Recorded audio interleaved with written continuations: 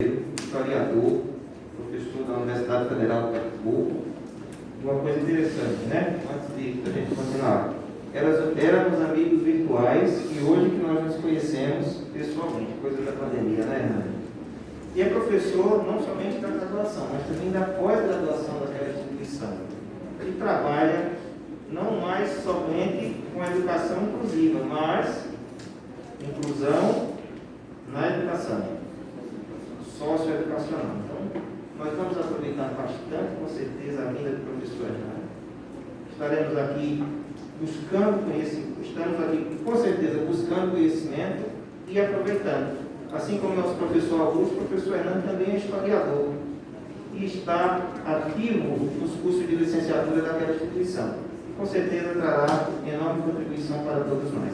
Hernani, fique à vontade, prazer em receber você aqui. Boa noite a todas e a todos. Me sinto muito honrado e feliz de estar aqui com vocês para dialogar. Acho que essa palavra é mais bonita do que palestrar. Eu acho que não existe processo de aprendizado sem comunhão. Então, é na troca que a gente cresce, é na troca que a gente se ressignifica. Antes de começar a falar mais sobre o tema, eu quero agradecer imensamente a oportunidade de ter vindo conversar com vocês. Agradeço ao presidente da autarquia, ao professor Alexandre Lira, à diretora Isabel Isidoro, ao coordenador de pesquisa, o professor Maurício, e aos amigos, né, que no momento da pandemia a gente começou um projeto. A gente não se conhecia pessoalmente e hoje eu tive a oportunidade de encontrá-los, que é o professor Franco e o professor Augusto. E também quero fazer menção de agradecimento e destacar a importância de uma pessoa aqui, que na maioria das vezes está nos espaços numa perspectiva de inclusão, mas é invisibilizada. E aí eu quero agradecer a intérprete de Libras, Camila Rodrigues.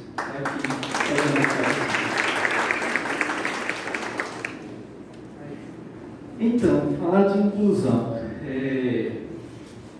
Sempre para mim é um prazer falar de inclusão, porque eu estou nessa jornada militando, discutindo e estudando inclusão há 20 anos. Eu fui precoce, gente. Então, comecei cedo. Mas antes de falar de inclusão, eu quero compartilhar aqui algumas experiências com vocês.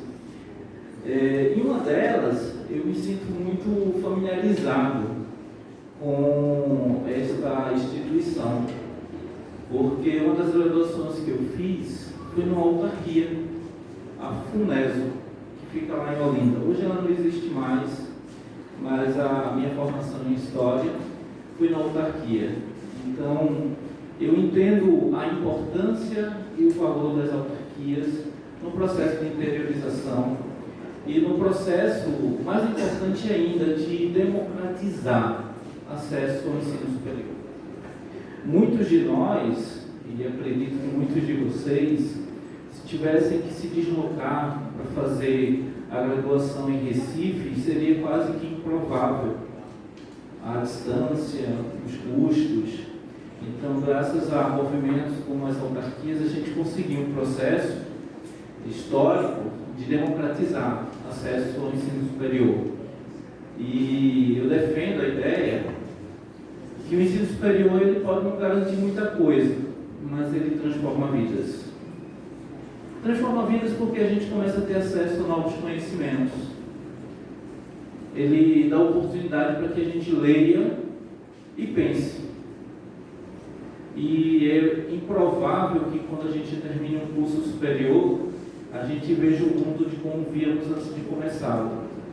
Então, eu entendo o ensino superior como uma jornada transformadora. Então, eu agradeço a oportunidade de vir aqui conversar com vocês sobre um tema que me agrada e que eu defendo e que acredito ser muito importante, que é sobre a inclusão. Inclusão. Mas antes de falar de inclusão, vamos falar sobre a gente, sobre a vida, né? E aí daqui a pouco a gente fala sobre inclusão. aparentemente não vai fazer muito sentido agora, mas lá na frente a gente costura as ideias. A realidade em si, quando a gente vive nossas experiências, nem sempre elas são projetadas com começo, meio e fim. A vida, na maioria das vezes, no dia a dia, são somadas de experiências que nem sempre a gente sabe o quanto elas podem modificar uma forma de pensar ou de existir. A realidade, as experiências, elas são sem propósito. Mas as experiências, quando direcionadas, somam as nossas escolhas, dando sentido à nossa existência. Nesse sentido, a gente pode começar a pensar o que é existir.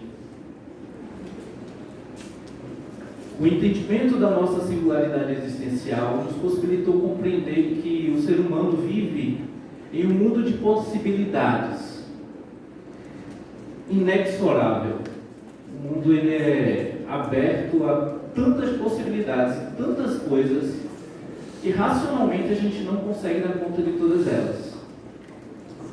O mundo é muito grande e às vezes é assustador.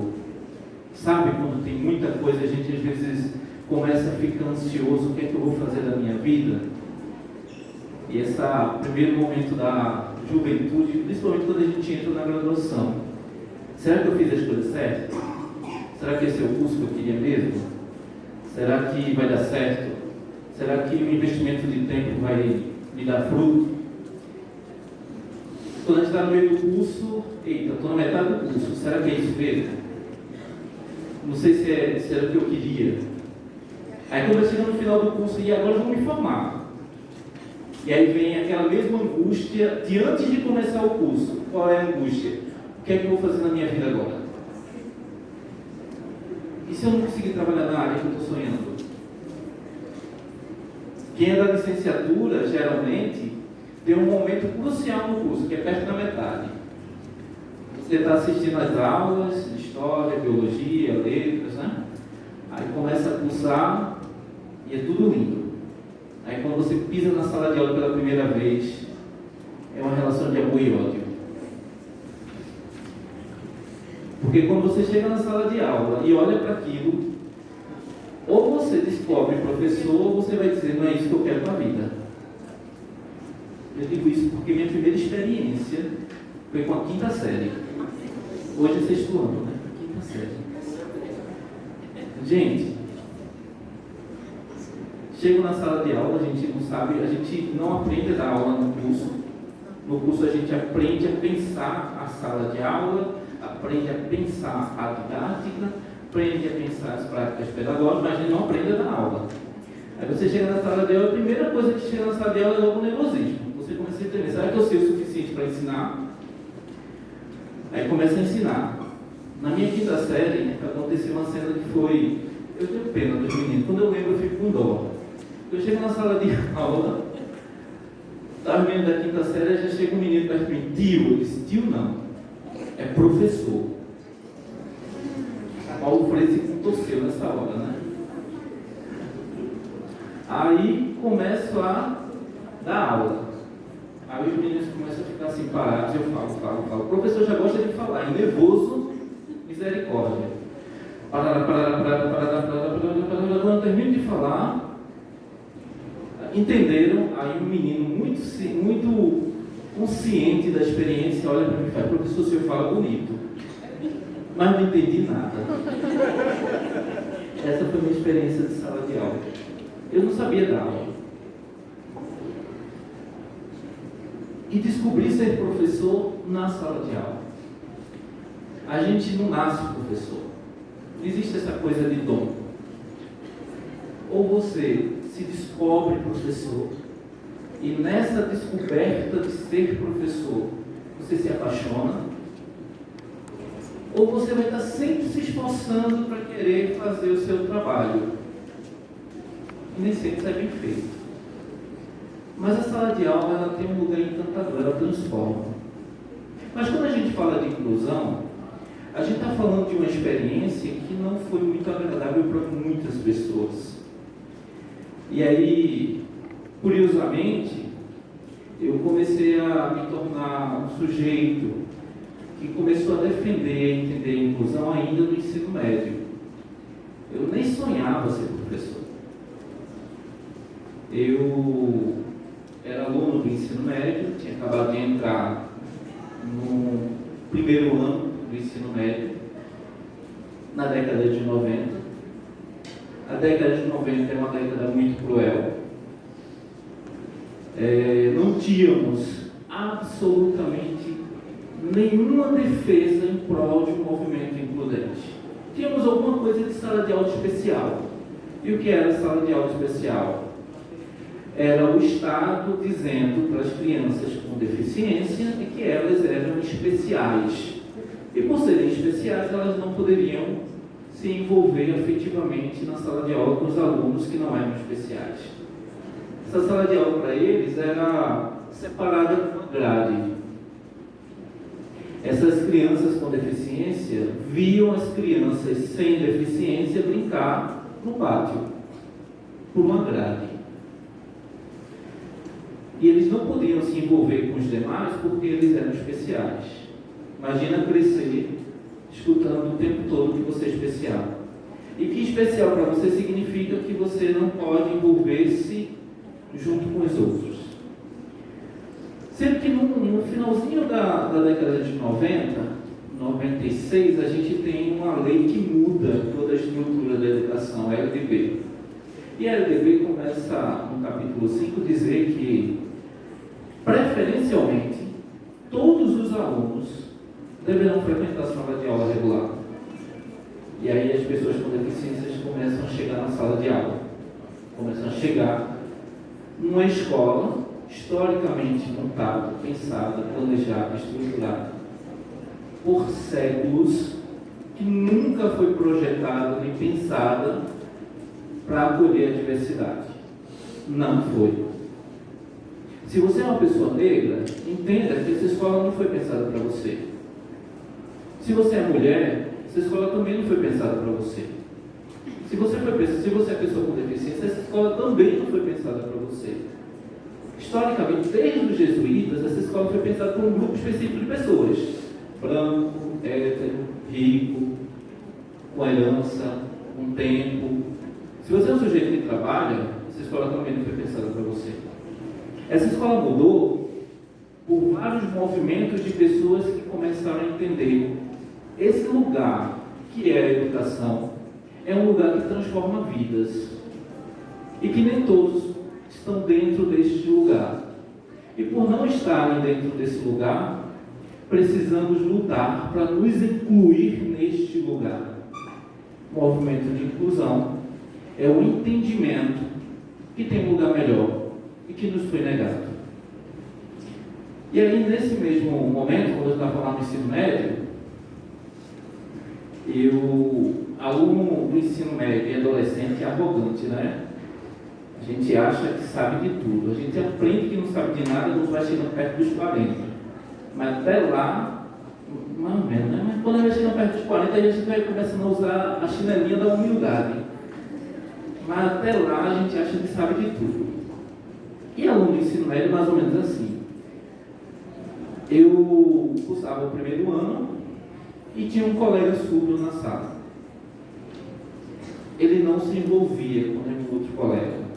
Ele sentava no canto da sala e não conversava com ninguém, entrava calado, não participava das aulas e os professores não sabiam que ele existia. Ele era invisível.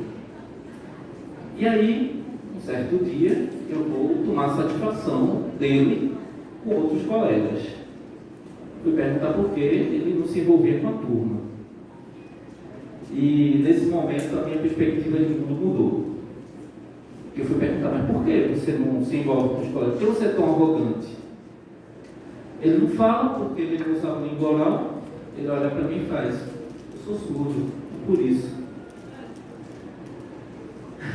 Sabe, um soco no estômago? Pronto, foi isso. ele não se envolvia porque a escola não queria ele ali. Porque se a escola quisesse ele ali, a escola pensaria de forma diferente a acolhida desse sujeito. Mas ele era invisível na sala de aula. E aí eu, juntamente com 2 outros amigos, a gente resolveu ajudá-lo. Como é que aluno de ensino médio ajuda outro aluno de ensino médio? Dando fila. Sinceridade, né? E a gente começou a dar fila para esse menino e eu comecei a aprender língua de sinais. E uma coisa levou a outra e eu comecei a aprender Libras na época que não existia absolutamente nada de formação, de atuação, de profissional, nada.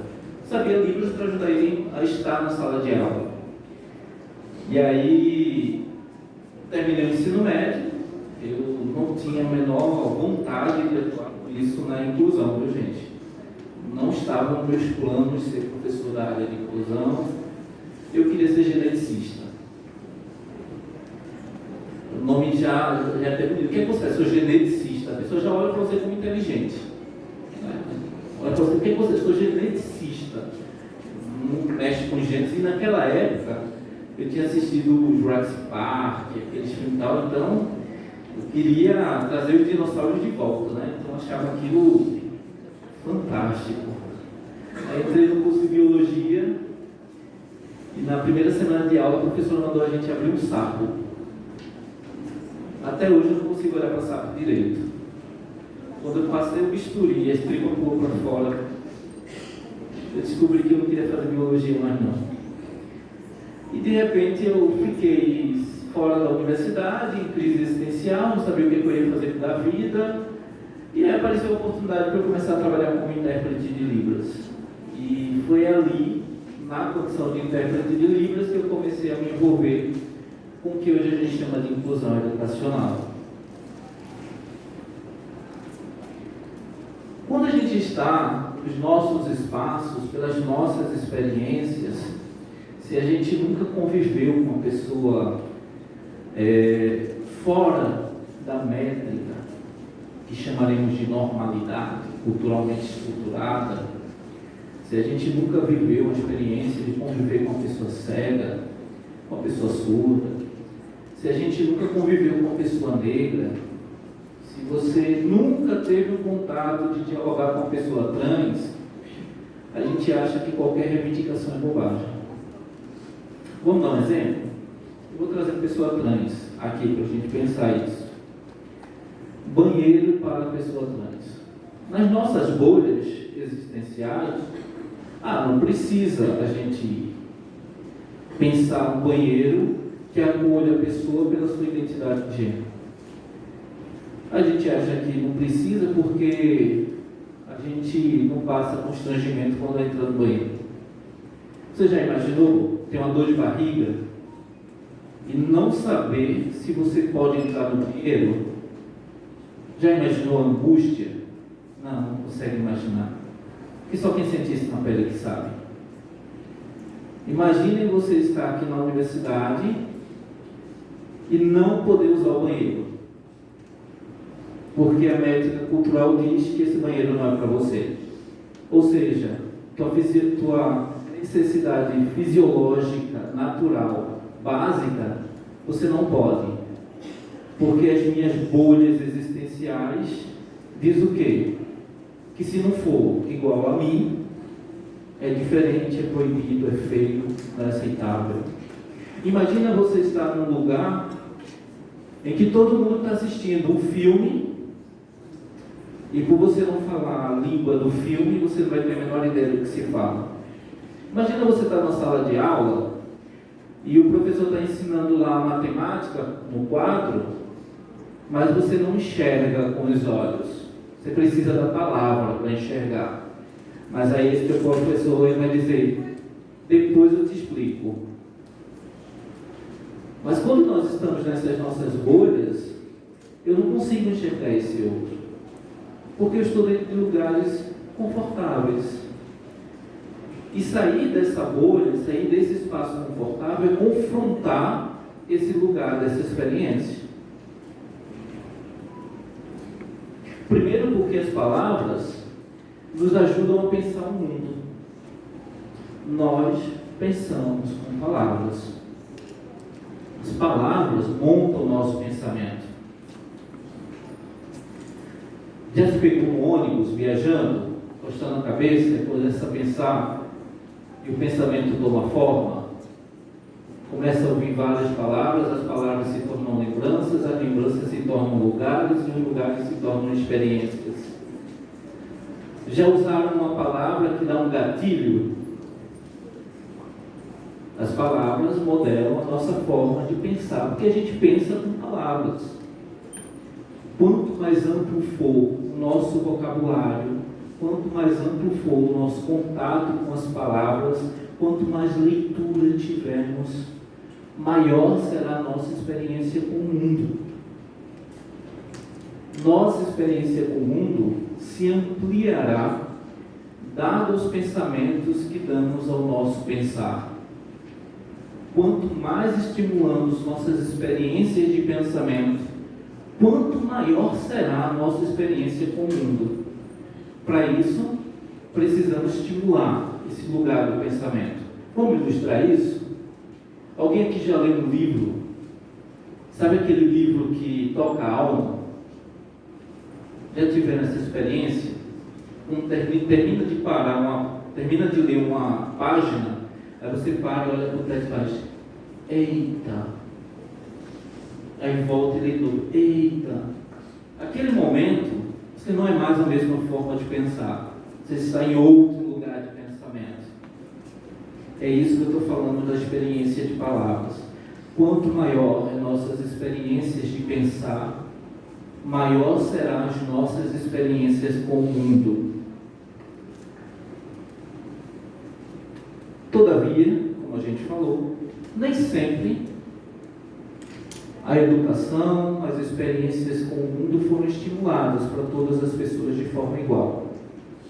Algumas pessoas tiveram acesso à educação, que estimulou a pensar, à formação, que estimulou a pensar, às experiências que estimulam a pensar, e outras pessoas não.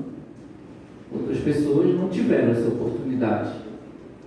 É possível que muitos de vocês tenham algum parente na família que não foi alfabetizado. Geralmente os avós ou algum bisavô, acho que a geração de vocês não é mais tanto, mas a minha avó era analfabeta. E como essa minha avó, ela sofria por não saber ler. Ela dizia: eu não pude aprender a ler. Mas entenda, o que não é eu não pude aprender a ler? É a educação dizendo que a leitura para você não é importante. É importante para mim. Quando a gente não tem acesso à educação que nos estimula a pensar, nossas oportunidades de experiências com o mundo também se tornam limitadas. A começar numa fila de emprego. Se você nasceu numa família empobrecida, se você nasceu de origem de famílias sem muitos recursos, se você nasceu mulher, se você nasceu negro, se você nasceu pessoa com deficiência, um fato deve fazer a gente pensar: você chegou no mundo em desvantagem. Isso é fato. Você chegou no mundo em desvantagem. Porque enquanto a gente está correndo atrás das leituras básicas para entender a experiência de mundo, algumas pessoas já falam inglês, algumas pessoas têm os pais que já visitaram outros países e te levaram, já experimentaram outras línguas, e você, com 16 anos, já é fluente em 2 línguas. E se você veio de família empobrecida, você muito mal fala o português. E ainda tem dificuldade de usar a língua escrita. Ah, mas eu não escrevo bem, é porque a escola falhou com a gente. A gente vai ter que correr dobrado. Porque muitas vezes, muitos de nós que viemos de famílias empobrecidas, a gente foi para aquela escola em que faltava um professor de matemática.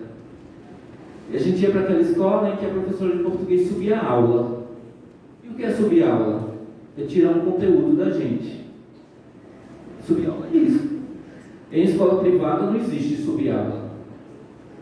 mas na escola pública existe. E o que é subaula? É colocar a gente para copiar uma coisa no quadro que já tem no livro didático. Então, quando a gente começa a experienciar esses questionamentos, a gente começa a ver que grupos eles são colocados em lugares muito bem determinados.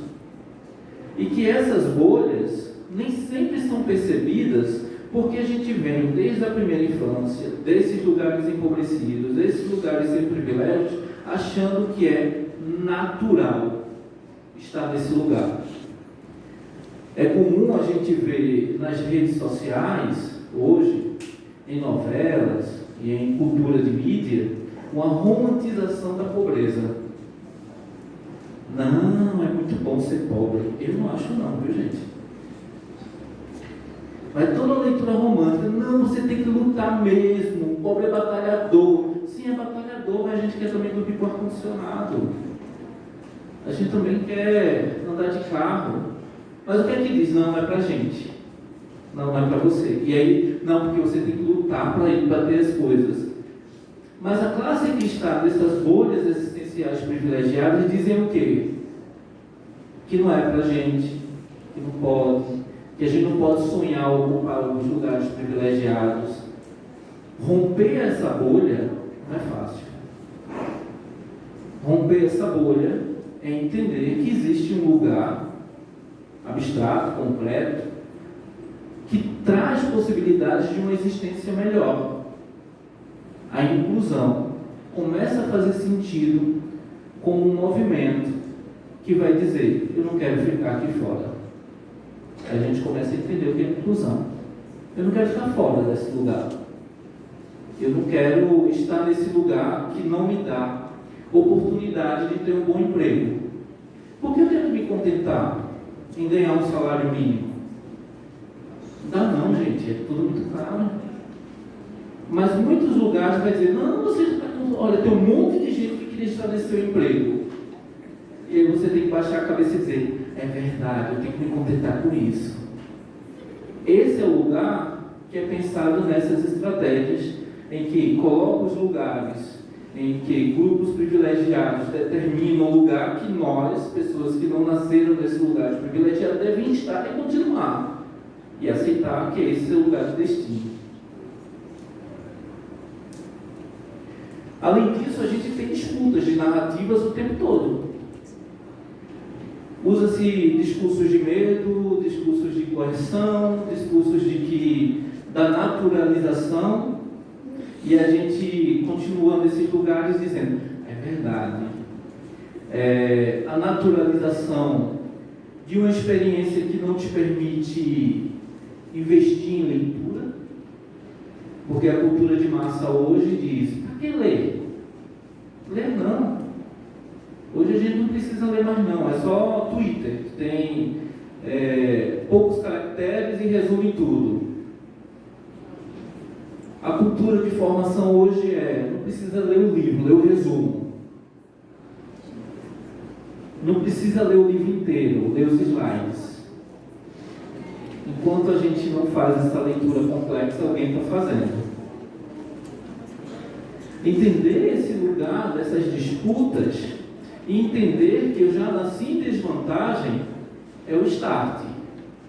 É dizer, eu vou ter que trabalhar o dobro para ter metade de uma chance. Esse é o lugar que a gente tem que começar a pensar.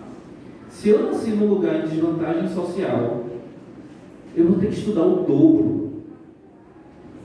Porque os lugares não me querem nesse lugar para disputar o espaço, porque não tem para todo mundo. É nesse movimento que a gente começa a entender a complexidade do que é incluir. Inclusão não é só a pessoa com deficiência e dizer, vamos colocar um intérprete de língua aqui e resolver o problema. É mais complexo. E é esse lugar de complexidade que a gente vai pensar a partir de agora. A gente tem um espaço que diz o que é normal, e essa normalidade ela é uma norma histórica construída. O normal, Foucault vai nos trazer um entendimento que é uma costura histórica, o que era entendido como métrica de normalidade há 50 anos atrás, Hoje não faz o menor sentido. Vamos dar um exemplo? Há poucos anos atrás, vou dizer algumas décadas atrás, existia uma sequência de relacionamento, não era isso? Como era essa sequência? Conhecer, namoro, noivado, casamento. Não era assim? E namorar era na casa dos pais e sempre tinha uma tia velha lá assistindo. Não podia passar daquilo. Hoje é assim? Não. Hoje primeiro se fica, aí se testa, aí se passou no teste, aí fica fixo. Aí se fica fixo e continuar não dando raiva, aí o que é que faz? Desapega. Não, quando dá certo se apega, mas faz o quê? Desapega. Hã? E como é que se assume hoje? Hã? Na rede social. Na rede social é que a gente assume o relacionamento. Por quê? Porque na rede social a gente avisa para a lista que por enquanto fiquem offline. Porque se der merda, aí você tira o relacionamento e volta para a pista. Aí se você ficar um certo tempo dando certo, aí o que acontece? Se tiver dinheiro também, porque ninguém vive de romance mais, né? Aí o que é que faz? Vai casar? Não. Vai o quê? Morar junto. Mora junto. Então, em poucas décadas, eu acho que em 2 décadas, toda a nossa estrutura de relacionamento mudou. As experiências de vida mudaram e a nossa experiência de mundo também mudou. Existe uma métrica que vai dizendo isso. As gerações mais antigas vão olhar e dizer assim, mas é muita safadeza esse negócio de vocês. Garanto que tem uma avó, uma tia que vai dizer, oxe, vai morar junto sem casar, é? Porque são métricas culturais que são estabilizadas. Mas essa mesma métrica histórico-cultural também determinou algumas coisas. Entre elas, como o corpo deve ser. Esse corpo trouxe e traz sofrimento para muitas pessoas que não estão no padrão desse corpo. Vamos dar exemplo? Pessoas negras passaram por muitas experiências de sofrimento por conta do cabelo. Porque na década de 80, por exemplo, o cabelo negro, volumoso, era dito como feio. E a gente ainda tinha adjetivos para negar a beleza desse cabelo. Em Pernambuco a gente tem até um nome que é usado. O cabelo crespo era dito como feio, sujo. Aí o que é que muitas meninas negras faziam para serem aceitas dentro da métrica?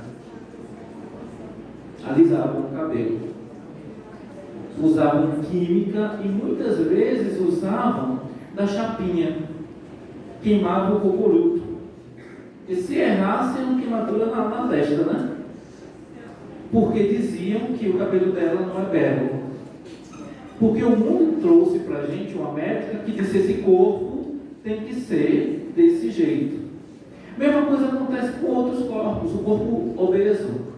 Se você não está dentro do padrão sarado, você não é bonito, você não é gostoso, você não é gostosa, você não é desejado, você não é desejada. Aí você faz o quê? Vou passar fome.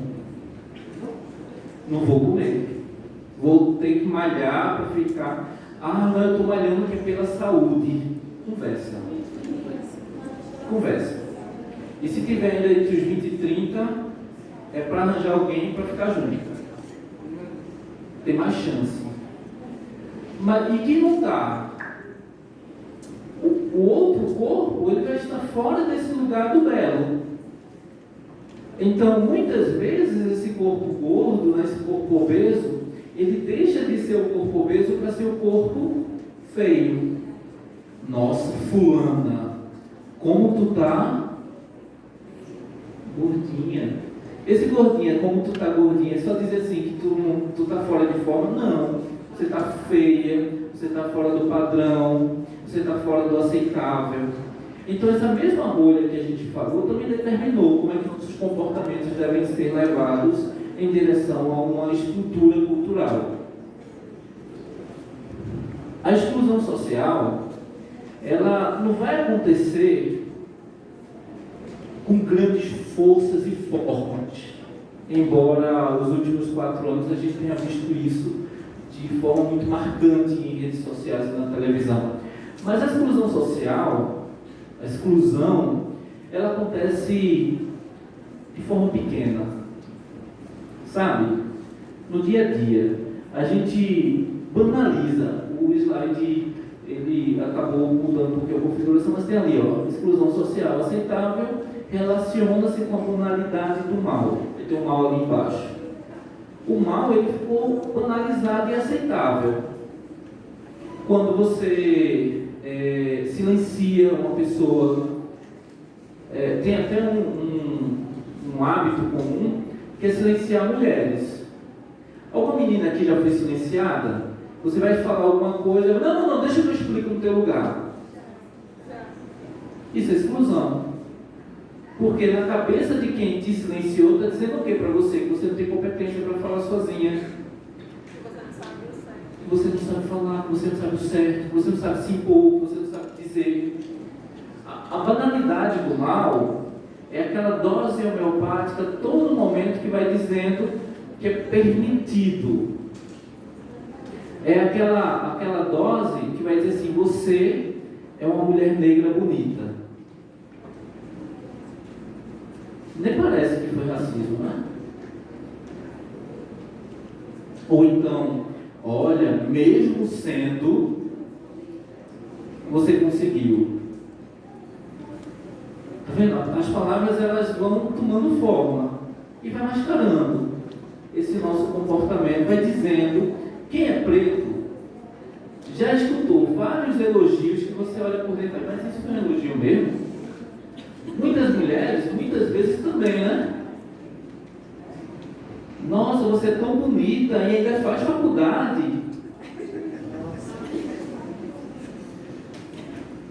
Ou você é mãe, tem filho, e está fazendo faculdade, mas para quê? É uma coisa diluída, mas a gente banaliza isso, a gente vai aceitando, e o movimento de exclusão vai se tornando aceitável, e a gente não questiona esse lugar. É o que acontece muitas vezes com as pessoas com deficiência. E eu vou dar um exemplo para vocês. Eu tenho uma amiga que ela é cadeirante, ela é advogada, muito amiga, ela estava grávida e estava entrando na Comar, e quando ela entrou no elevador, veio uma outra profissional, chegou para ela e fez: oi fulana, oi. Aí olhou assim: poxa, tu tá grávida? Eu disse: tô. Quem foi que fez isso contigo? Aí ela disse: meu marido. Qual é o pressuposto que está por trás disso? Como assim uma pessoa com deficiência faz sexo? Não é isso? Está por trás do discurso? É a naturalização de que esse corpo daí não pode ser aproveitado. Eu estou, neste momento, a gente está fazendo uma pesquisa, eu estou coordenando uma pesquisa lá na universidade, e a gente está estudando sexualidade das pessoas com deficiência. Sendo que a gente está estudando com dados estatísticos, a gente está estudando com histórias de vida. E as pessoas que estão sendo entrevistadas estão contando para a gente suas experiências eróticas e sexuais. E todas elas têm uma coisa em comum. Elas dizem: as pessoas acham que a gente não gosta de trepar. Todas dizem isso. Acham que porque a gente é pessoa com deficiência, a gente não tem tesão, a gente não deseja, a gente não quer fazer. E principalmente as pessoas com deficiência física, né? Que aí olha lá a pessoa na cadeira de roda, a primeira coisa que imagina não funciona. Essa é a bolha dessa métrica. A gente é construído dentro de uma bolha a imaginar que o outro não não pode, não vive, porque eu parto de pressuposto que ele não está dentro desse universo. Além disso, nós temos as nossas perspectivas. Quanto mais experiências eu tenho com o mundo, quanto mais experiência, quanto mais pessoas eu conheço, quanto mais lugares eu frequento e quanto mais eu escuto as diferenças, mais bolhas eu estou. Porque quanto mais eu conheço, fica mais fácil, inclusive, para eu me posicionar e dizer: não, como assim? É uma pessoa tanto quanto eu. Até porque, culturalmente, a gente colocou essas pessoas em caixinhas. Quando a gente pensa a pessoa com deficiência, a gente pensa só uma caixinha para ela, não é isso? A pessoa com deficiência. Deficiência incompleta. Mas a gente esquece que essa mesma pessoa com deficiência também é uma mulher, também pode ser um homem, pode ser uma pessoa trans, pode ser uma mulher loira, pode ser uma mulher negra, pode ser uma mãe. Ninguém é só uma caixinha. Qualquer um de nós não somos só uma caixinha. Nós somos uma polissemia. Todos nós somos pessoas diferentes em diferentes lugares que se somaram e se organizaram ao longo do tempo. Todo ser humano é uma singularidade, porque nós somos modelados ao longo do tempo. Ninguém é só uma coisa. Se a gente fizer um exercício e disser assim: me defina você, aí você vai ter que se definir em uma palavra. Alguém consegue? Eu sou uma pessoa muito educada. Mas você é só isso? Eu sou uma pessoa muito energética. Mas você é só isso? Ninguém é. Nós somos sons. Quando a gente se permite conhecer a diferença, a gente se permite viver experiências. E aí a gente cai na pergunta crucial: o que é uma experiência? A palavra experiência é polissêmica, né? Tem vários tipos de conceito. Entre esses conceitos a gente tem ter experiência e viver experiência. Semanticamente tem dois conceitos diferentes. Viver experiência é soma de lugares vivenciados. Ter uma experiência é ressignificar um lugar vivenciado. A própria palavra ela tem um sentido diferente. Nesse sentido, eu trago aqui o Jorge La Roça para dizer para a gente o que poderia ser experiência. Fazer uma experiência com algo significa que algo nos acontece, nos alcança, que se apodera de nós, que nos tomba e nos transforma. Podemos assim ser transportados por trás de experiências de um dia para o outro ou no percurso da vida. Viver uma experiência é sair do lugar comum. Como é que a gente pode ilustrar isso? Viver uma experiência que nem beijar na boca. Um beijo bom. Você consegue explicar ele depois? Você só sabe que é bom depois. Porque quando está vivendo, você nem pensa. Mas depois que beijou, aí você vai pensar muitos dias. Você lembra, você se pega pensando e depois volta para a realidade. Isso é viver uma experiência. Viver uma experiência é um bom filme. Alguém já assistiu um filme tão forte, que te levou para outro lugar durante um tempo e você não sente que o tempo passou.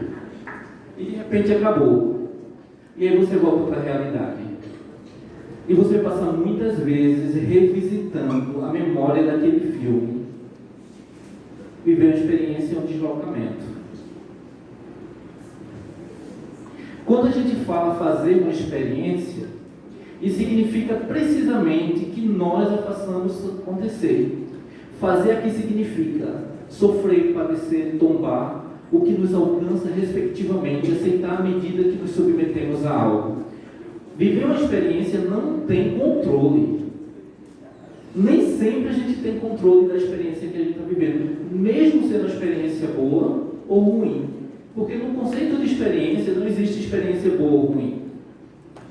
São experiências que vão te tocar para alegria ou para tristeza. Mas vai te mudar depois da vivência dessa experiência. Uma experiência, depois de vivida, você jamais será mais aquela pessoa. Isso é uma experiência.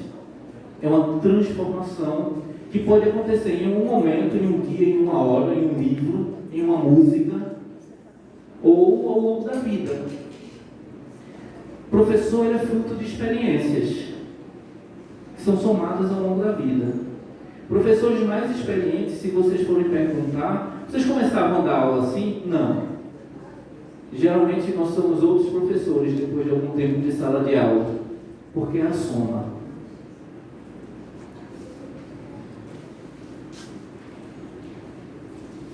O problema é que nas estruturas sociais que nós estamos vivendo na modernidade, nós não queremos mais viver emoções. A gente compra. A gente chama isso de paraísos artificiais.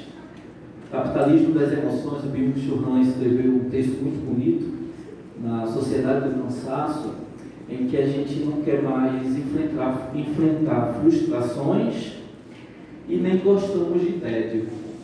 Nós não gostamos de ser confrontados e muito menos de sentir dor. A gente chama isso de positividade tóxica.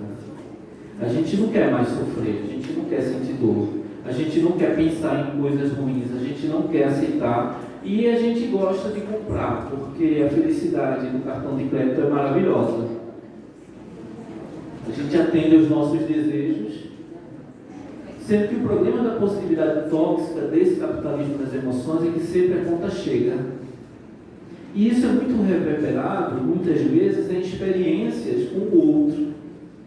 A gente, às vezes, começa um relacionamento e quando dá o primeiro problema, ainda para mim não. Não, eu não vou perder meu tempo com uma pessoa que não quer mudar.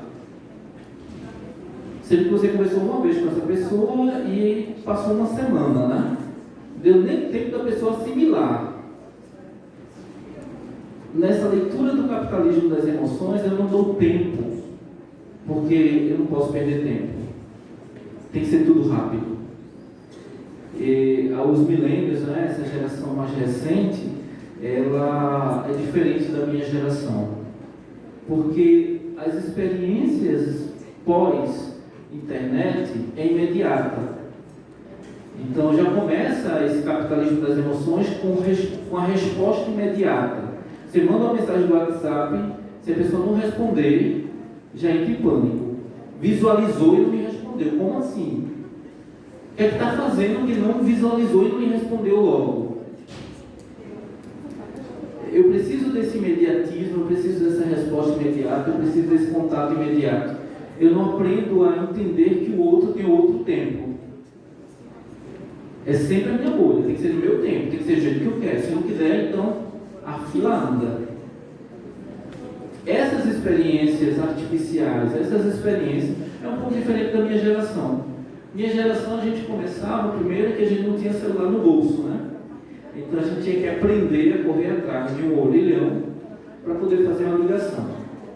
Nem tínhamos as pessoas o tempo todo dentro do nosso bolso. A gente usava ficha. Então, era 3 minutos. Você tinha que dizer tudo em 3 minutos. Quando tinha mais dinheiro, usava 2 fichas, 3, e depois inventaram o cartão. Então, a gente tinha que aprender a lidar com o tempo. Segunda coisa, nem tudo estava ao nosso alcance. Se a gente queria aprender alguma coisa, a gente tinha que ir para a biblioteca. A gente tinha que sentar na biblioteca e estudar. E muitas vezes tínhamos que ler muito, porque não dava para levar o livro para casa, porque não tinha livro para todo mundo. Na lógica do capitalismo das emoções, tudo tem que ser agora, tudo tem que ser imediato. Inclusive, a gente até ressignifica esse imediatismo do capitalismo das emoções na educação, chamando de gamificação. o próprio processo de aprendizado tem que ser gamificado. A pessoa não precisa mais estudar, ressignificar, processar, entender, até chegar num momento de conseguir ter autonomia reflexiva. Não, a gente transforma isso no jogo. Se você conseguir ganhar os pontos suficientes, você aprendeu. Aí na vida prática não aprendeu foi nada. E aí a gente chega na pergunta, vê que é mudei, né? O que é incluir? Eu tinha que fazer o arrodeio para chegar nesse conceito. Porque a gente está acostumado a entender que inclusão é só para pessoal com deficiência. Inclusão é mais do que isso. Se você não se sentir dentro de um espaço em que você não foi acolhido, você não foi incluso. De certa forma, você também está dentro desse movimento. O que entendemos por sociedade são comportamentos aceitáveis em estruturas sociais? Se são, a dimensão que nós chamaremos de inclusão é que toda singularidade humana, toda ela, é uma soma de vários fatores. Nós somos um corpo biológico e como corpo biológico, todo mundo tem um corpo diferente, embora tenha fisiologia semelhante.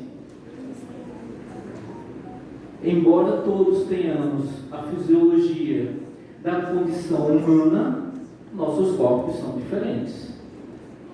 A forma em que nosso corpo processa é diferente. E aí algumas pessoas podem até ilustrar pensando, pois é, né, eu tenho um amigo que come e não engorda. Eu como um tiquinho, mas não é o mesmo ser biológico, mas a fisiologia é diferente. Essas fisiologias colocaram dentro de uma métrica de corpo que o corpo magro, que processa energia mais rápido, é o corpo belo. E o corpo que não processa tão rápido, o corpo obeso, fica aqui no cantinho. Nós temos condições psicológicas diferentes, nós temos personalidades diferentes. Cada um de nós temos personalidades muito únicas. Mas se você é uma pessoa que, dependendo do lugar que você esteja, consegue responder mais rápido, você é uma pessoa que está pronta para trabalhar. Agora, se você não responde tão rápido, aí é lentinho, não aprende direito, não se esforça e muitas vezes é chamado até de preguiçoso. A gente tem uma dimensão social. Dependendo do grupo social que você nasceu, dependendo desse grupo social, você vai ter mais ou menos privilégios. E se você nasceu no grupo social com menos privilégios, você nasceu em desvantagem. Eu já falei isso aqui, vou dizer sempre 1, 2, 3, 4, 5 vezes. Se você nasceu em grupos familiares empobrecidos, enquanto muitas pessoas chegam em casa, tem um quarto com ar-condicionado, uma mesa para estudar, internet, computador, e tem tempo, você muitas vezes vai ter que esperar todo mundo dormir em casa para usar a mesa da cozinha e ficar até 2 horas da manhã estudando, no outro dia acorda cedo para ir trabalhar. Então são condições sociais diferentes. Sendo que você que nasceu em desvantagem, você vai ter que estudar dobrado. Porque muitas vezes você chega lá na disciplina, na graduação, isso acontece muito lá no centro que eu trabalho, os meninos ficam desesperados, porque tem algumas disciplinas que são bem mais complexas, como bioquímica, e alguns alunos que vieram de escolas mais privilegiadas tiveram aula de química e de biologia. Então o professor de bioquímica faz a junção, dá o conteúdo e os alunos lá anotando. E tem aluno que olha para as coisas e vai fazer assim, minha gente, o que é que ele está falando? Você escuta as palavras, mas você não processa nem as palavras, porque você não consegue somar um entendimento do que está sendo falado lá. Quem nunca já esteve numa sala de aula com um professor dando aula e você olhando para a cara dele e fazendo, minha gente, eu não estou entendendo nada. E por dentro começa o coração da cardíaca, porque você lembra que vai ter uma prova depois. Aí já começa a ficar desesperado, assim, como é que eu vou fazer a prova se eu não estou entendendo nada? Então, esse é um lugar social, são diferenças. Questão étnica. Nós temos condições étnicas diferentes, principalmente porque nós temos no Brasil um racismo estruturado, histórico. Durante muitos séculos, as pessoas negras, as pessoas indígenas foram ditas na cultura brasileira que eles eram menos humanos do que os humanos brancos. É uma questão singular. As pessoas negras, durante muitos séculos, anos não, viu gente, séculos no Brasil, eram ditos como menos humanos. Eles não tinham direito de frequentar a escola, de frequentar a igreja, tinham que trabalhar no trabalho escravo, eram escravizados com tortura. Os indígenas foram dizimados. Esses grupos étnicos estavam e estão ainda hoje em espaços menos privilegiados. Cognitiva. As pessoas aprendem de forma igual? Não. Oswald já provou isso. A gente tem habilidades e linguagens diferentes. Tem gente que consegue entender a matemática e flui. Tem gente que é boa em linguagem, tem gente que é boa em corpo, cultura corporal, tem gente que é muito bom em se relacionar, tem gente que são vários tipos de inteligências. Sendo que a gente é colocado dentro de uma métrica que diz o seguinte: se a inteligência lógico-matemática não for a melhor, você não é inteligente. Porque o gênio é o matemático. Essa é uma métrica cultural que está estruturada na nossa história. E tem um mais ali. É esse mais. É todas as outras métricas, a LGBTQIA+, a cognitiva, a neural. Então, são múltiplos outros lugares que nós temos enquanto diversidade nesses processos de inclusão social.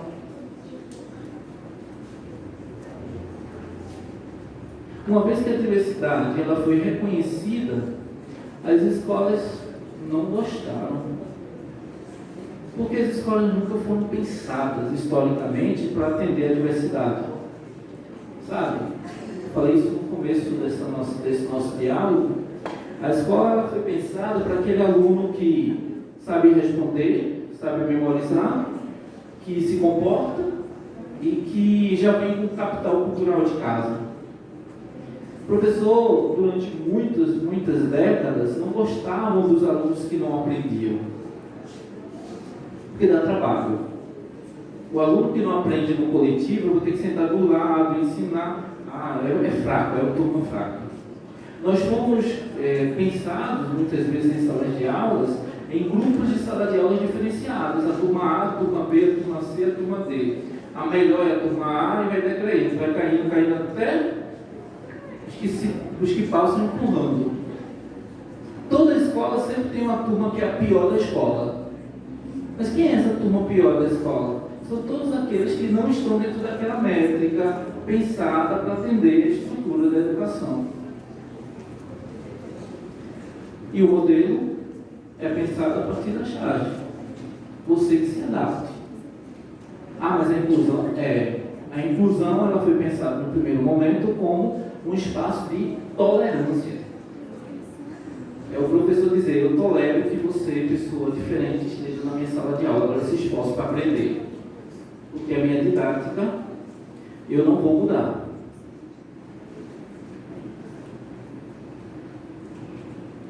Nesse sentido, temos aprisionamentos egóicos. O professor, ele está nesse lugar do pedestal. Eu sei, eu posso, eu faço. Você virou a madrugada inteira estudando, aí faz a prova, não aprendeu, aí o professor olha para você e faz: estude mais. Nunca é a minha didática, nunca é a minha proposta, nunca é a minha metodologia. É você que não estudou o suficiente. Esse é o modelo que nós herdamos desde os jesuítas. É a métrica daquela escola que é pensada a partir dessa estrutura. A diversidade chega na sala de aula, mas a sala de aula não muda para atender a diversidade. E aí a gente começa a ter os conflitos aí desse ego. Pensar a existência e pensar a inclusão numa perspectiva mais complexa é começar a ressignificar, primeiramente, a minha forma de pensar o mundo.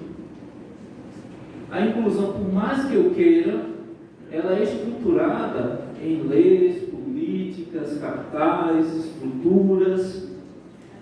Mas por mais que tenhamos isso no processo de inclusão, se eu não entender o que é incluir significa acolher a diferença do outro, eu não vou incluir. Eu vou tolerar a diferença do meu espaço. Então a inclusão, ela começa com essa ruptura de ressignificar esse meu lugar no mundo. É romper esses lugares e essas métricas. E entender que todo o processo de inclusão não existe apenas no lugar do incluído. Porque toda vez que a gente pensa em inclusão, a gente pensa no sujeito que é incluído. Pensar em inclusão é entender que existe aí uma dialogicidade. Não existe incluído sem um incluidor. Se eu não estou nesse lugar que eu me entenda como sujeito incluidor, o incluído nunca será incluído. Se eu não entender que para o incluído ser incluído, eu preciso me tornar o sujeito da inclusão. É uma relação. Lembra da experiência? É uma experiência de troca. Eu me torno incluidor na medida que eu me incluo. E as atitudes vão fazer todas as diferenças. Às vezes é muito simples. Incluir, às vezes, é só sentar do lado e perguntar: posso te ajudar? Isso é incluir. Sabe, a gente não precisa pensar as grandes estruturas da inclusão. Às vezes a inclusão começa com uma coisa muito pequena. Com palavras simples. Posso te ajudar?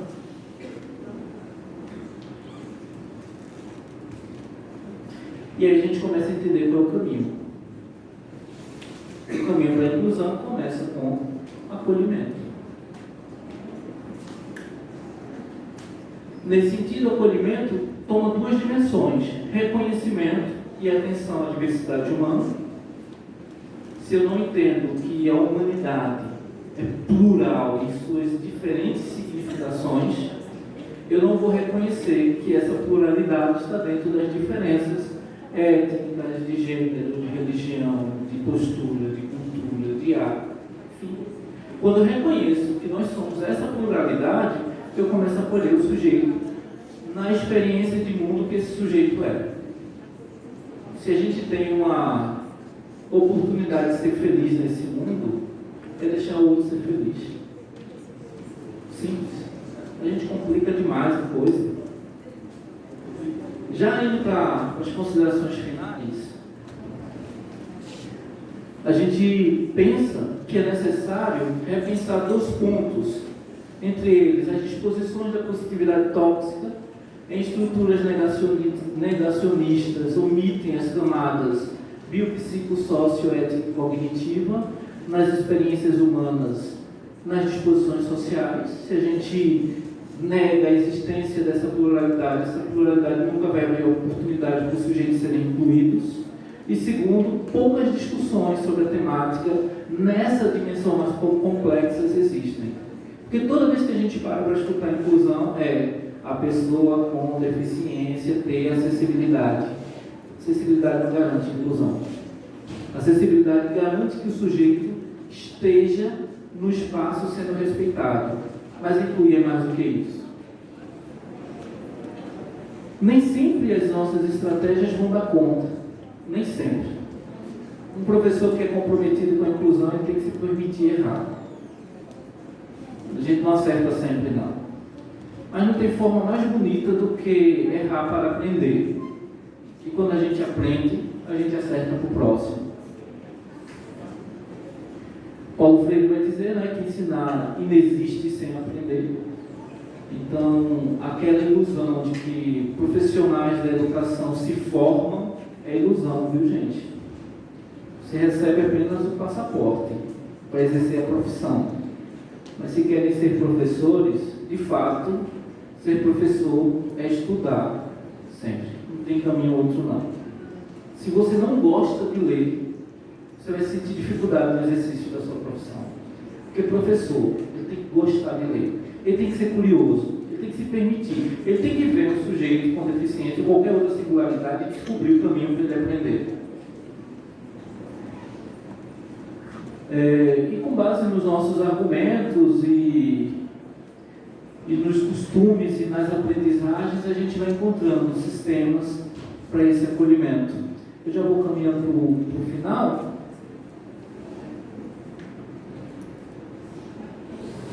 E aí eu vou trazer mais 2 slides que eu acho bem importante do que a gente falou. A gente falou de inclusão, de acessibilidade, conteúdo, bolhas existenciais, mas existe um conteúdo transdisciplinar, complexo, e que discute a inclusão muito mais do que qualquer discussão de acessibilidade e empoderamento. Esse conteúdo a gente não prende na sala de aula, mas esse conteúdo é ensinado na sala de aula, que se chama postura docente. Um professor que entende o que é inclusão, ele ensina a inclusão, muitas vezes, sem nem precisar falar. Um professor que entende o que é inclusão, muitas vezes ele vai chegar aquela pessoa na sala de aula que está em sofrimento e vai chegar lá e dizer: posso te ajudar? Incluir é romper este lugar pronto que diz que sala de aula é só conteúdo.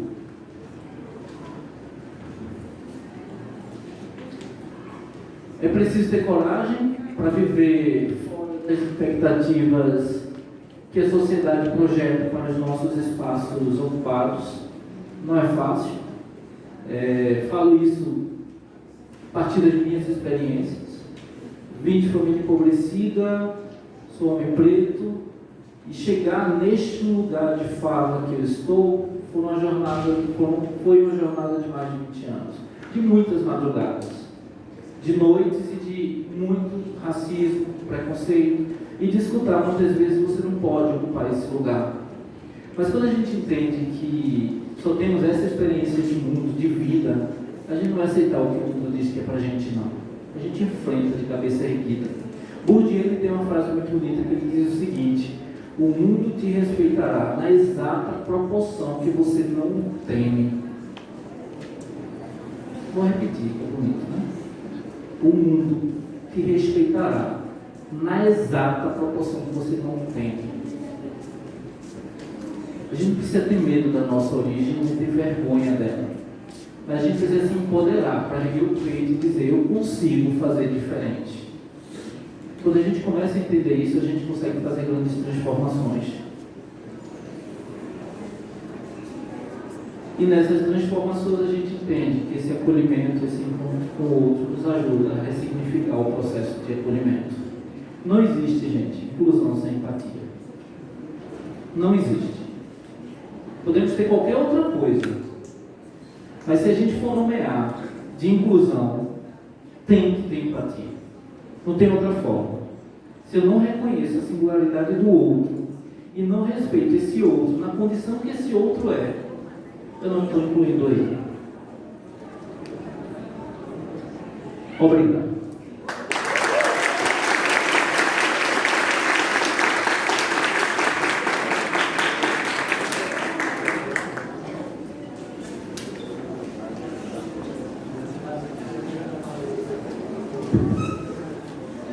Bom, pessoal, só um minutinho, por favor. Com certeza nós tivemos uma belíssima oportunidade de aprendizado. Adriana, por favor, suspende aí. Depois vai ter os avisos das atividades de amanhã também, que é necessário que vocês estejam atentos. Obrigado, Adriana. É com certeza uma belíssima oportunidade da gente reconstruir esses ressignificados, né, Fernanda? Eu queria agradecer a você de 2 formas. A primeira forma é como coordenador de curso e professor da instituição. A segunda forma é como pai. Né? Quem são meus alunos já sabem que, na verdade, eu sempre me coloco: o maior de todos os títulos é ser pai de Miguel. Não é ser professor, não é ter doutorado, não é absolutamente nada. São 10 anos de aprendizado com alguém que precisa se incluir. Mas de tantos ensinamentos, um chamou a atenção demais, e não foi o Miguel que me deu, foi a professora dele deste ano. Todos os anos, quando muda de professora, é um Deus nos acuda. Porque existe todo um processo de afeto, de criação desse afeto para poder acontecer o processo educacional. E esse ano a professora foi buscar o Miguel um dia e ela estava chorando. E eu fiquei logo, falei, meu Deus, o que aconteceu? E eu falei, tudo bem, professora? Ela falou, tudo bem. Eu falei, o que aconteceu? Ela falou, eu quero ajudar seu filho, mas eu não sei como. Você pode me ajudar? Então, essa é a abertura, e eu lembrei quando você falou de que a gente está sempre em processo de construção. Veja o que é alguém exercer a coisa, por amor. Eu quero ajudar seu filho, mas eu não estou sabendo como. Você pode me ajudar? Você tem palestra, você tem livro, você tem o que é que você tem que você pode me dar? Eu quero ajudar. E durante o ano, a gente transcorrendo, e várias outras oportunidades. Eu falei, eu estou tentando tudo, viu, pai? Eu falei, tudo bem, não tem problema. Nós temos tempo. E essa questão da empatia é primordial. Eu acho que você veio trazer para a gente uma oportunidade incrível. Não, de repente, o professor Hernando vai falar sobre inclusão. Eu já sei. O que é inclusão? Inclusão é isso, ou seja, talvez nós estivéssemos aqui pensando o usual, que seria a discussão de conceitos.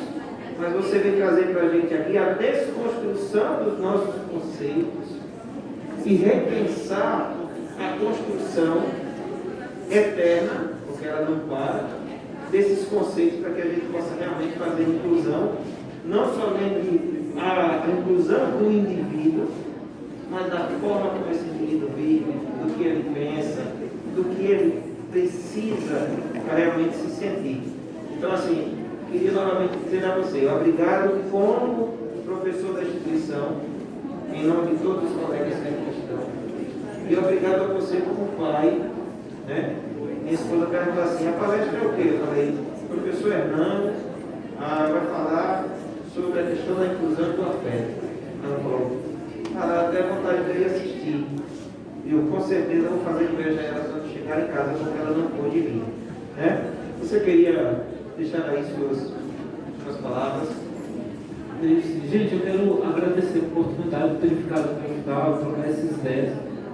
Foi de uma alegria muito grande vir conhecer aqui a ESA e conhecer vocês. Estou à disposição. No último slide tem um QR Code com meus contatos. Aí quem quiser entrar em contato, estou à disposição, tem meu e-mail, tem os contatos lá da universidade. E externar aqui o convite, sou professor da pós-graduação em Educação e da pós-graduação em História. Quem sonha algo, tente mestrado, tente doutorado, tem uma porta lá na pós-graduação, é para isso mesmo. É universidade pública, a gente tem que ocupar esses lugares, a gente tem que ocupar. Por que não sonhar ser um doutor? Por que não sonhar ser um mestre? Que vai, embora as dificuldades para muitos de nós sejam incomensuráveis, tenham coragem e ocupem esses lugares. Vou fazer mestrado, vou estudar. Deixo aqui esse convite, esse incentivo para vocês. E mais uma vez agradeço a oportunidade. Pessoal, só colocar, professor Hernani, quem me apresentou aí foi o professor Augusto, O professor Hernani foi o cérebro do nosso projeto de mestrado, Foi o organizador, o colaborador que organizou tudo do nosso projeto de mestrado em educação, que está no Conselho Estadual de Educação, à espera de aprovação.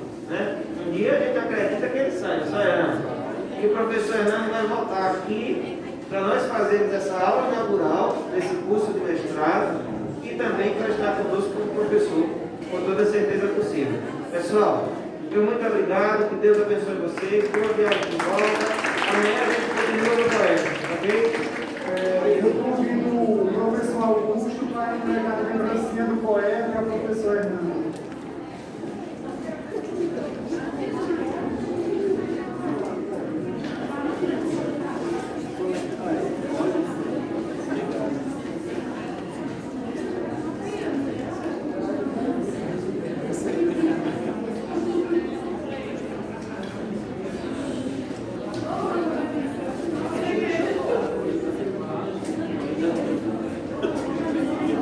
Gente, amanhã vocês permanecem em atividades.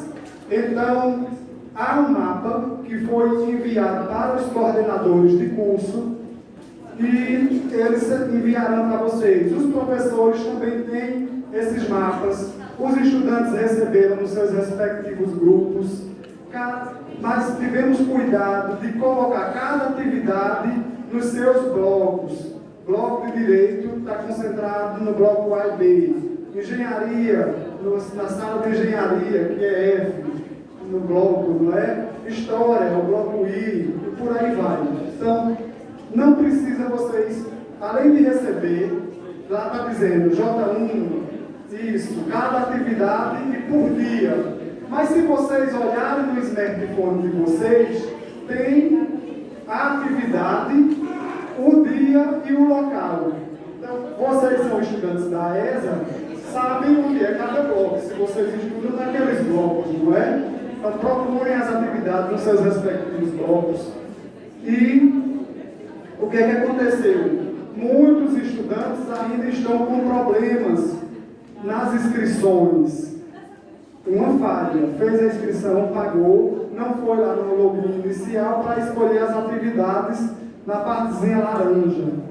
Mas outra falha que é comum do brasileiro, deixar para se inscrever de última hora e querer escolher o curso. Se não se inscreveu na primeira, hoje não tinha como escolher um curso que já tinha acabado as vagas. O professor Maurício resolveu o problema de muita gente, abrindo mais uma vaga a mais. Tem mini curso que era para ser 20 pessoas, hoje estava com 65. Que a gente não se inscreveu. Também dizer a relevância do Darcy Ribeiro e da inclusão, que é muito importante. Encerrando, em nome do aniversariante do ano, o professor Darcy Ribeiro, que faria 100 anos, queremos saudar todos os presentes nesse auditório, também aqueles que estão de forma virtual e nas oficinas, um cordial boa noite. E como disse o próprio Darcy Ribeiro, não perdamos, não é, a vontade, não sejamos pessoas que se sentem resignados, sejamos sempre indignados. Uma pessoa indignada faz um mundo melhor. Muito obrigado, boa noite.